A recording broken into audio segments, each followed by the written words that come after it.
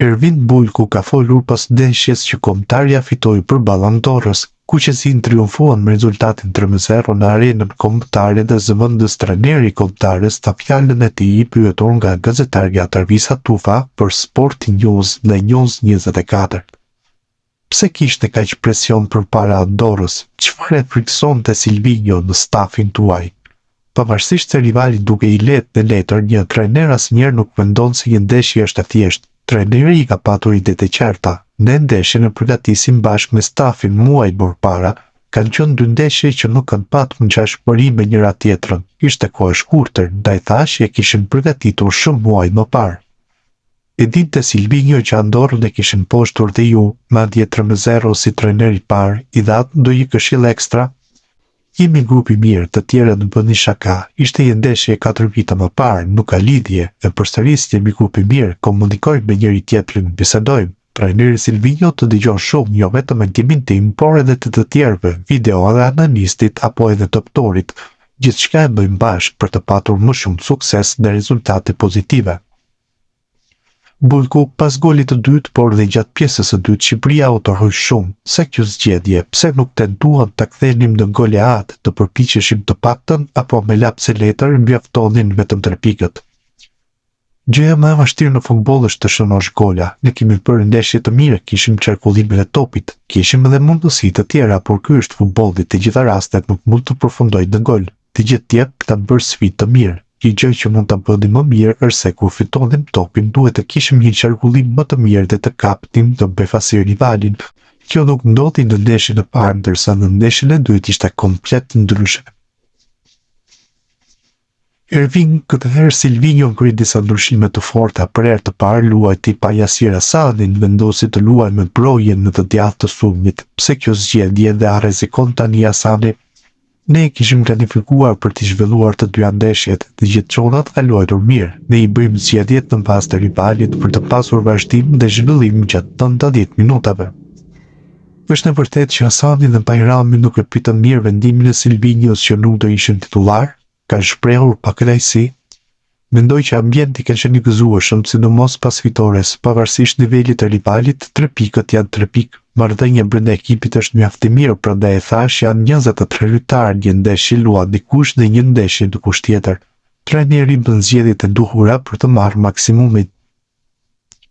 Një detaj që bëri shumë përshtypje, pse vendosi Silvinho të mos kryej 2 zëvendësimet e tjera? Ishim 2-0, kishim gjithçka në kontroll, pse nuk preferoi të provojë dhe 2 elemente të tjerë?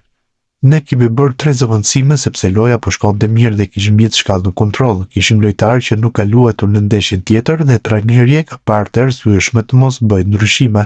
Ata që erdhën nga stoli mendoj që dhanë diçka shumë të mirë për skuadrën, i dhanë freski ekipit. Çfarë po ndodh me Muçin, Bulku? Çfarë do të thoshte Silvinho me atë shprehje që në kombëtare ka meritokraci? Nuk e meriton Muçi qoftë edhe disa minuta. Kush e meriton luan në kombëtare? Nuk ka lidhje Muçi apo dikush tjetër. Lojtari duhet të jap maksimumin. Muçi ka luajtur edhe në European, se që thash, u pa e arsyeshme që të bëhet ato zëvendësime dhe të mos futet Muçi. Kjo s'do të thotë që ka diçka mes Muçit dhe trajnerit. Luajti shehu, një lojtar teknikisht i mirë, bën qarkullimin e topit dhe mbrojtja për të kaluar në mesfush. Mendoj se kemi për mirë, por nuk ka asgjë mas një lojtar. Për herë të dytë radhës i përfunduan në tribunë Bruti, Hadroi dhe Sinoni, i pash shumë të mbërsitur. A duhet të ndihet keq Bruti për një shumë zhurmë për të përfunduar në tribunë? Mendoj se në kombëtare gjithçka varet nga lojtarët. Mendoj se për një lojtar që sapo ka ardhur ishte zgjedhja e trajnerit, në vazhdimsi mbetet të shihet. Koha është e shkurtër dhe e tij nuk ka shumë kohë të vëzhgosh. Dikush do të jetë në formacion, dikush në stol, dikush në rreth tribunë. Një koment të shkurtër për Julian Shehu, një produkt vendas të cilin Silvinho e vlerësoi pas Andorrës. Ka bërë ndeshje shumë të mirë. Nuk është vetëm Shehu, por kemi shumë lojtarë që kanë ardhur nga U21. Ne jemi në proces në përbërje të skuadrës. Në përbërje të skuadrës, 95% e lojtarëve shqiptarë kudo që luajnë janë më të mirët për momentin. Ka që nuk janë thirrur tani, por që mund të thirren më vonë. Tyert e kombëtarja janë të hapura dhe të jenë të bindur që ne i ndjekim të gjithë dhe në kampionate të largëta. Të ka pyetur Silvinho për Serbin, rivalin e radhës, a e di Silvinho se çfarë përfaqëson kjo përballje për Shqipërinë? Ai është në dieni që në momentin që është hedhur shorti, ne duhet të përqendrohemi në fushën e lojës dhe të bëjmë maksimumin të gjithë bashkë.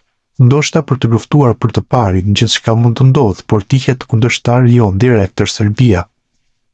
Duke parë ekipin e Serbisë dhe e Shqipërisë, mendoni se mund t'ja dalim? Nuk mendoj, jam i bindur me cilësitë që kanë lojtarët tanë, nuk mendoj që ka ndonjë diferencë të madhe me Serbinë. Të thash, diferencën do ta bëjnë 90 minutat në fushë. Shpresoj që të kemi të gjithë lojtarët në dispozicion.